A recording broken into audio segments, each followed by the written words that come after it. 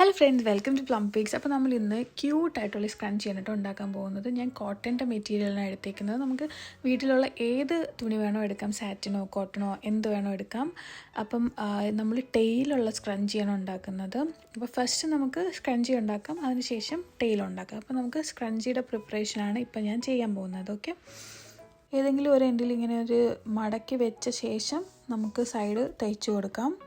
ഈ മെത്തേഡിൽ ഉണ്ടാക്കി നമുക്ക് പെട്ടെന്ന് തന്നെ ഒരു നല്ല അടിപൊളി പെർഫെക്റ്റ് സ്ക്രഞ്ചി റെഡിയാക്കി എടുക്കാൻ പറ്റും. നമ്മൾ തയ്ച്ചുകൊണ്ടിരിക്കുമ്പോഴത്തേക്കും തുണി മാറിപ്പോകാതിരിക്കാൻ വേണ്ടിയിട്ടാണ് ഞാൻ ഈ പിന്നൊന്ന് വെച്ച് കൊടുക്കുന്നത്.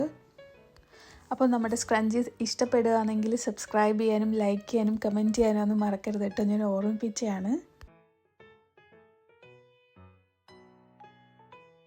സോ ഇതാണ് ഇലാസ്റ്റിക് ബാൻഡ്. ഇതിൻ്റെ മെഷർമെൻ്റ് എന്ന് പറയുന്നത് 9 ഇഞ്ചാണ് എടുത്തേക്കുന്നത്. 1/4 ആണ് ഇലാസ്റ്റിക് ബാൻഡിൻ്റെ വിഡ്ത്ത്.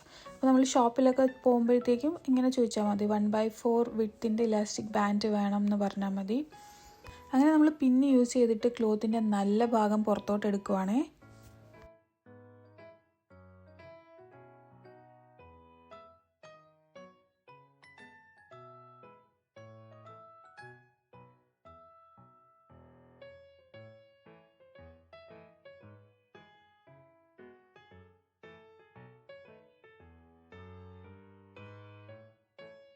സോ പിന്നെ ഇതേപോലെ യൂസ് ചെയ്തിട്ട് തന്നെ നമുക്ക് ഈ ക്ലോത്തിൻ്റെ അകത്തോട്ട് ഇലാസ്റ്റിക് കയറ്റി വെക്കാം. എല്ലാവരും ട്രൈ ചെയ്ത് നോക്കണം കേട്ടോ, പെട്ടെന്ന് നമുക്ക് ഉണ്ടാക്കിയെടുക്കാൻ പറ്റും. പല മെത്തേഡ്സ് ഉണ്ട് സ്ക്രഞ്ചി ഉണ്ടാക്കാനായിട്ട്. ഇത് one of the easiest methods ആണ് ഞാൻ ട്രൈ ചെയ്ത് നോക്കിയതിൽ. നമ്മളുടെ ഇലാസ്റ്റിക് 1/4 അല്ലേ ഉള്ളൂ, ചെറിയ വിട്ടായതുകൊണ്ട് നമുക്കിങ്ങനെ നോട്ടിട്ട് കൊടുത്താൽ മതി, ഇങ്ങനെ ഒരു കെട്ടിട്ട് കൊടുത്താൽ മതി. ഇച്ചിരി ബ്രെഡുള്ള ഇലാസ്റ്റിക്കാണ് നമ്മൾ യൂസ് ചെയ്യുന്നതെങ്കിൽ നമ്മൾ സ്റ്റിച്ച് ചെയ്ത് കൊടുക്കണം കേട്ടോ. നമുക്കിങ്ങനെ നോട്ടിടാനായിട്ട് അത് ഡിഫിക്കൽട്ടായിരിക്കും.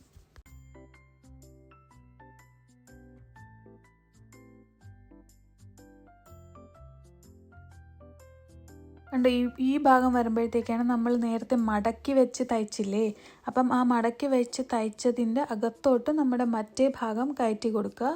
എന്നിട്ട് നമ്മൾ അവിടെ ഒരു സ്ട്രെയിറ്റ് ആയിട്ട് ഒരു സ്റ്റിച്ച് ഇട്ട് കൊടുക്കണേ. കണ്ടോ, ആ ഭാഗത്ത് സ്ട്രെയിറ്റ് ആയിട്ട് സ്റ്റിച്ച് ഇട്ട് കൊടുത്താൽ മതി. അങ്ങനെ നമ്മുടെ സ്ക്രഞ്ച് റെഡി ആയിട്ടുണ്ട്. നെക്സ്റ്റ് സ്റ്റെപ്പ് എന്ന് പറയുന്നത് നമുക്ക് ടെയിൽ ഉണ്ടാക്കുക എന്നുള്ളതാണ്. അതിനായിട്ട് ഞാൻ എടുത്ത മെഷർമെൻ്റ് എന്ന് പറയുന്നത് 24 സെൻറ്റിമീറ്റർ ലെങ്ത്തും 24 സെൻറ്റിമീറ്റർ ബ്രെഡ്ത്തുമായിട്ടുള്ള സെയിം മെറ്റീരിയൽ തന്നെയാണ് എടുത്തേക്കുന്നത്. അതിൻ്റെ സൈഡ് നമുക്ക് തയ്ച്ചു കൊടുക്കണേ, 2 സൈഡും തയ്ച്ചു കൊടുക്കുക. നേരത്തെ ചെയ്ത പോലെ തന്നെ തുണി അനങ്ങാതിരിക്കാൻ വേണ്ടിയിട്ട് ഞാൻ പിന്ന് വെച്ച് കൊടുക്കുകയാണ്. നമ്മൾ കൂടുതലും ഹെയർ ബോസിലല്ലേ ടെയിൽ വെച്ച് കൊടുക്കുന്നത്. അപ്പം ഞാൻ ഓർത്തു സ്ക്രഞ്ചീസിലും ഒന്ന് ടെയിൽ വെച്ച് നമുക്ക് ട്രൈ ചെയ്ത് നോക്കിയാലോ എന്ന്. ഞാൻ ഇതിൻ്റെ മിഡിൽ പാർട്ട് കണ്ടുപിടിക്കാനായിട്ടാണ് ഒന്ന് ഫോൾഡ് ചെയ്തത്. ആ മിഡിൽ പാർട്ടിൽ ഒരു ചെറിയ ഹോളിട്ട് കൊടുത്തിട്ട് അതിൻ്റെ ഹോൾ വഴി നമുക്ക് നല്ല ക്ലോത്തിൻ്റെ നല്ല പാർട്ട് പുറത്തോട്ട് എടുക്കാൻ വേണ്ടിയിട്ടാണ് ഞാനിത് ചെയ്തത്.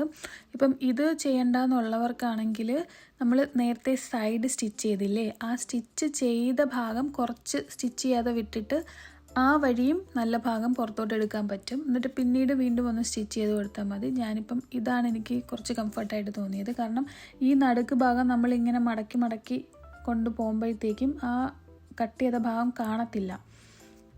സോ ഞാൻ വീണ്ടും ഫോൾഡ് ചെയ്ത് കൊടുക്കുന്നത് ഒരു സ്ട്രെയിറ്റ് ലൈൻ കിട്ടാൻ വേണ്ടിയിട്ടാണ്. കാരണം ആ സ്ട്രെയിറ്റ് ലൈൻ ത്രൂ നമുക്കൊന്ന് സ്റ്റിച്ച് ചെയ്ത് കൊടുക്കാൻ വേണ്ടിയിട്ടാണ്, സ്ട്രെയിറ്റ് ആയിട്ട് പോകാൻ വേണ്ടിയിട്ടാണ്, വളവും തിരിവൊന്നും വരാതിരിക്കാൻ വേണ്ടിയിട്ട് ജസ്റ്റ് ഒന്ന് ഞാൻ ഫോൾഡ് ചെയ്ത് കൊടുത്തതാണ്. അപ്പം ഇതേപോലെ നമ്മൾ സാധാരണ ബോസ് ചെയ്യത്തില്ലേ, ഹെയർ ബോസ് തുണിയിൽ, അതേപോലെ തന്നെ സെയിം മെത്തേഡ് തന്നെയാണ് നമ്മളിവിടെയും ഫോളോ ചെയ്തേക്കുന്നത്. എന്നിട്ട് ഈ ഭാഗം നമ്മളുടെ സ്ക്രഞ്ചിയിൽ കൂടെ ജോയിൻ ചെയ്ത് കൊടുക്കുക, സ്റ്റിച്ച് ചെയ്ത് കൊടുക്കുകയാണ് കേട്ടോ ചെയ്യുന്നത്. ഇങ്ങനെ വെച്ചിട്ട് നമ്മൾ സ്ക്രഞ്ചിലോട്ട് സ്റ്റിച്ച് ചെയ്ത് കൊടുക്കുക.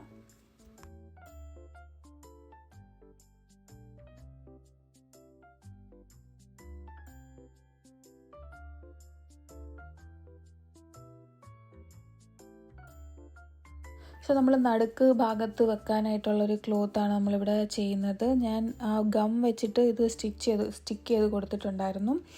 സോ ഇങ്ങനെ നമ്മൾ കൊണ്ടുവന്നിട്ട് ബാക്കിൽ ചെറിയൊരു സ്റ്റിച്ച് ഇട്ട് കൊടുക്കുക. മെഷീൻ യൂസ് ചെയ്ത് സ്റ്റിച്ച് ചെയ്യാം, കൈത്തുന്നലും ചെയ്യാം. ഞാനിപ്പോൾ കൈ വെച്ചിട്ടാണ് സ്റ്റിച്ച് ചെയ്യുന്നത്. ഇപ്പം ഞാൻ മുന്നേ ചെയ്തതെല്ലാം ഇപ്പോൾ നമ്മൾ സ്ക്രഞ്ചി ഉണ്ടാക്കിയതാണെങ്കിലും ടെയിൽ ഉണ്ടാക്കിയതാണെങ്കിലും ഒക്കെ ഞാൻ മെഷീനിലല്ലേ സ്റ്റിച്ച് ചെയ്തത്. ഇപ്പോൾ മെഷീൻ ഇല്ലാത്തവർക്ക് കൈ വെച്ചും സ്റ്റിച്ച് ചെയ്യാൻ പ്രോബ്ലം ഒന്നുമില്ല. അപ്പോൾ എൻ്റെ കയ്യിൽ മെഷീൻ ഉള്ളതുകൊണ്ട് പെട്ടെന്ന് ചെയ്യാമല്ലോ എന്ന് വിചാരിച്ചിട്ട് ചെയ്തതാണ്. ക്യൂട്ടായിട്ടുള്ള സ്ക്രഞ്ചി ഇഷ്ടപ്പെടുകയാണെങ്കിൽ നമ്മുടെ ഫാമിലിയോട് സബ്സ്ക്രൈബ് ചെയ്ത് ജോയിൻ ചെയ്യുക, ലൈക്ക് ചെയ്യുക, എങ്കിലും ഞാൻ അറിയത്തുള്ളൂ നിങ്ങൾക്ക് ഇഷ്ടപ്പെട്ടു എന്നാണ്. Bye bye.